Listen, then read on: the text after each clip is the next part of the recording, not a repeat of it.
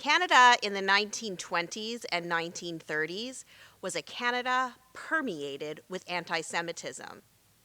These are words written by our member, Irving Abella, Zichrono Livracha, in his book, A Coat of Many Colors, 2 Centuries of Jewish Life in Canada. Continuing, as a committee of the Canadian Jewish Congress reported in 1937, during the past few years, we have witnessed an amazing growth of anti-Semitism. Jews have been barred from hotels, beaches, golf courses, and parks. There are many signs posted in front of parks and beaches to the effect that Gentiles only are admitted. My friends, while it is certainly not as easy to be Jewish in Canada as it was before October 7th, 2023, this is not the 1920s or the 1930s. We don't all know each other well yet. My name is Robyn, and I am Canadian. I was born and raised in this city, and after a 20-plus year stint south of the border, I returned to my home and native land in the summer of 2019. I could have brought my passport, but here's good enough proof of my Canadianism.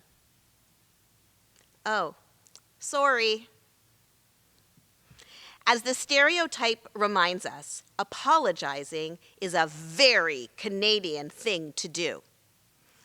And when it comes to national apologies for multiple harms against multiple groups, Canada may well be the most prolific. Some famous examples. In 1988,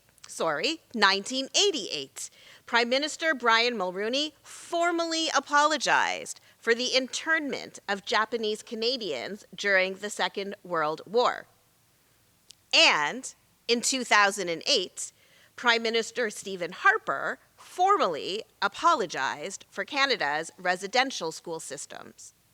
Numerous Canadian governments on both sides of the aisle have made many official apologies. Let's travel back in time together to hear an official apology that hits closer to home. In November 2018, Prime Minister Justin Trudeau delivered a formal apology regarding the none is too many immigration policy and the fate of the 900 Jewish refugees on the MS St. Louis in 1939. This ship was turned away from Canadian ports, and the passengers ended up being murdered in Nazi death camps. Following the apology, the Prime Minister said, "Anti-Semitism, xenophobia, and hatred have no place in this country or anywhere in this world. Recent attacks on the Jewish community attest to the work we all still have to do.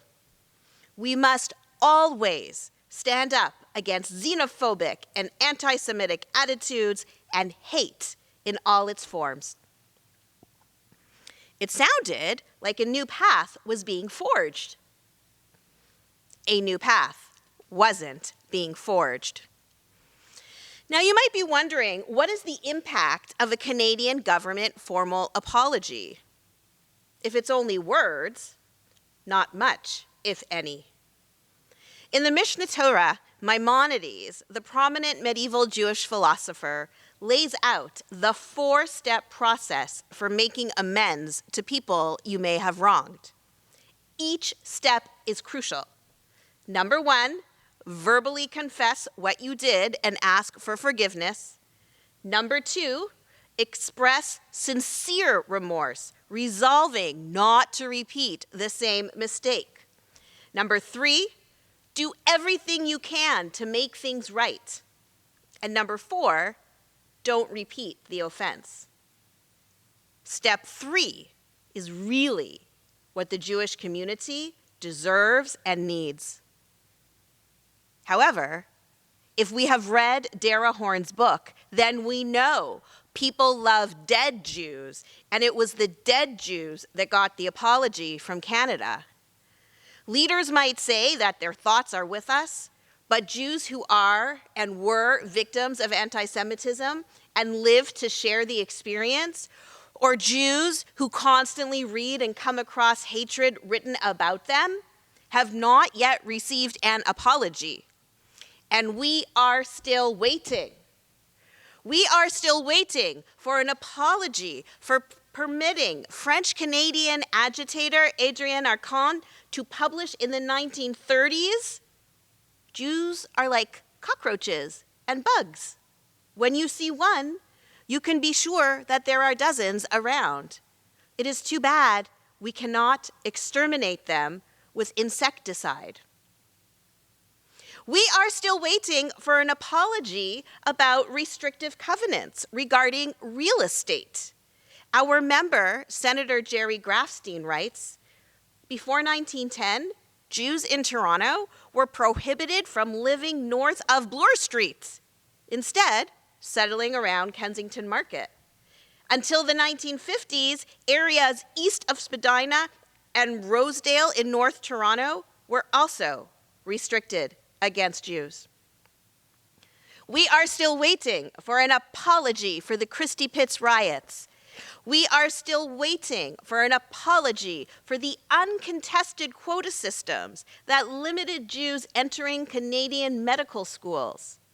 And we are still waiting for more than thoughts and prayers about the Jewish woman who was stabbed at Loblaws in Ottawa. Where is the credible, actionable response? From coast to coast, Canada has had a troubling history of anti-Semitism. It is just that the veil has been lifted, and it is much more overt now, with a 24-hour news cycle and the Hamas PR machine doing everything it can to keep the Gaza war in the headline and make Israel look bad and use anti-Zionism as a cover for anti-Semitism, which leads to Jews everywhere being the enemy. When I lived in the US, I found it bizarre that during the Harper years, so many Canadian Jews were one-issue voters.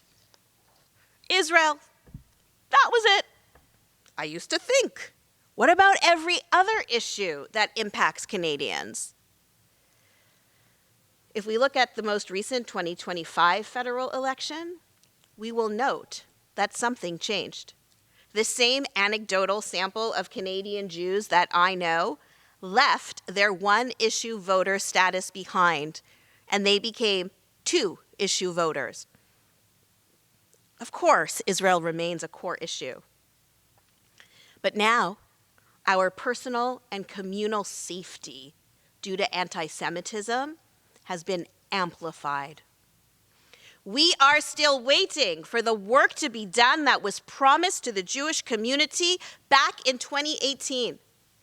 And whether we think twice about wearing a Jewish symbol in public, have thought about just leaving Canada, or have students and teachers that we love in the TDSB, we all have anecdotes to prove that anti-Semitism and hate are on the rise.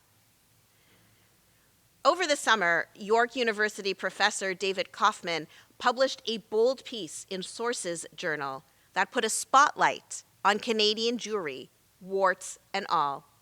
Rarely has an article captured my attention like this one. Plug. Professor Kaufman will be here on Wednesday night, October 22nd, speaking about this article. Professor Kaufman and I have much in common. We are of similar age, both born in Toronto and raised in the Jewish community, and we both left Toronto pursuing higher education in the US and Israel. And we both returned after a prolonged time away. But we both returned to and are living in a different Canada than what we left. The Canada that raised me was the Canada of multiculturalism. I remember being a teenager and seeing a poster of the Canadian Multiculturalism Act on classroom walls. Passed in the late 80s, this act promoted the full and equitable participation of individuals and communities of all origins in all aspects of Canadian society. As I was coming of age in the 70s and 80s, we could golf at the Briars and become members of the Granite Club. The days of no dogs or Jews allowed were over. In his paper, Dr. Kaufman writes that most Canadian Jews embraced multiculturalism quickly and thoroughly. Multiculturalism as ideology and practice became a cornerstone of both security and pride. During multiculturalism's heyday, Canadian Jews achieved their greatest successes and acceptance, likely more robustly than at any other period of Canadian history. But it is not 1988 anymore. To be a Canadian no longer means to be either an English speaker or a francophone. There are a lot more options now. At the end of June, Jamie Sarkanak analyzed a post-media ledger poll released in advance of Canada Day, which asked respondents whether they felt that in the last 4 to 5 years, Canada has been losing a shared collective identity of what it means to be Canadian. 52% said yes. Sarkanak concluded her article by writing that many newcomers are still happy to assimilate, but not all. And as the total number of new arrivals grows, so too does the number of those who barricade themselves in enclaves and hold on to old, sometimes un-Canadian values. She also writes that anti-Israel protests have become a regular feature of Toronto and Montreal, correlating with high immigration in the last decade from Muslim countries. The big melting pot of multiculturalism soup that I was raised on is cracked. In 2018, the government might have apologized for a boat of refugees that died in the Holocaust and said that anti-Semitism and xenophobia and hatred have no place in this country, but anti-Semitism has always existed in this country. We have not seen enough teshuvah. Last year, a record of 6,219 anti-Semitic incidents were counted in the B'nai B'rith annual audit. I agree with David Kaufman, who writes that multiculturalism is largely dead in practice, if not in name. Canadians are living in a new era. Kaufman writes that the emergence of DEI and Indigenous reconciliation are now the dominant ideological paradigms in our country. Both frameworks lift up anti-racism and the experiences of historically marginalized and racialized groups, Black Canadians, Indigenous people, and newer, mostly racialized immigrant communities. And since today's Jewish community does not appear, key word, to face systemic barriers to equal access to opportunities in employment, education, or other social benefits, we are the bad guys. We are the oppressors. We are the haves, not the have-nots. And now, since Jews are outside of EDI, we are not protected. In this new era and new reframing, Jews are seen by the woke folk as relatively successful, privileged, white passing, and thus outside the scope of EDI's concern. In this post-multiculturalism era, perhaps we should be singing, "Oi, Canada," not "Oh, Canada." With anti-Semitic events occurring seemingly daily, it is time that our federal government offer an apology to us, the living Jews, from Halifax to Vancouver and everywhere in between, for a Canada that has been tainted by anti-Semitism since even before 1867. Said in our language, it's time for Canada to offer teshuvah to the Jewish community, which is more than just being Canadian and saying sorry. Chapter 2 of Maimonides' Hilchot Teshuvah begins with, Ezehi teshuvah gemura. Who is it that has reached completed teshuvah? And he responds, Zeh sheba yado davar she'avar bo, ve'efshar biyado la'asoto, upeirash v'lo asa mipnei hateshuvah. Complete teshuvah is a person who confronts the same situation in which he sinned when he has the potential to commit the sin again, and nevertheless abstains and does not commit it because of his teshuvah alone. For a prime minister to one day offer an official apology to the Jewish community for over 150 years of anti-Semitism embedded in Canada is only step one. Once again, these are the 4 steps of teshuvah, all from Maimonides.